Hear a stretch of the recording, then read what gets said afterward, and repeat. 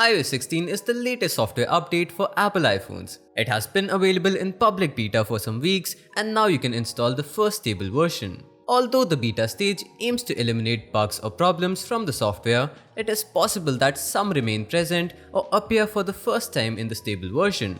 For instance, currently some iOS 16 users are facing a severe battery drain issue on some iPhone models. But it's possible that this isn't really a bug due to some possible explanations. But before we get to that, if this video ends up helping you in any way, please consider subscribing to the channel as we're trying to reach 1000 subscribers before the end of 2022. According to multiple reports, the battery is draining very fast for some iPhone users after installing the iOS 16 update. Some users have reported situations where they lost more than 20% of their battery in 1 hour. However, battery draining after installing a big update is unlikely to be a bug, at least initially. In fact, this situation is usually common after just about every major OS update. This is because the device is running multiple processes from scratch, like reindexing databases, creating caches, and more.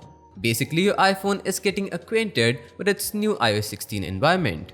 Also, modern mobile operating systems collect usage data to determine which apps have priority over others. Lower priority apps are usually kept in a hibernated state. After installing a big OS update, it usually happens that the usage data collected by the system is cleared. So your device may need a few days to relearn which apps are your most used. The new iOS 16 lock screen live wallpapers with widgets could also be another cause of excessive battery drain on your iPhone. That said, if you're dealing with these battery issues, it's recommended to disable the new live wallpapers.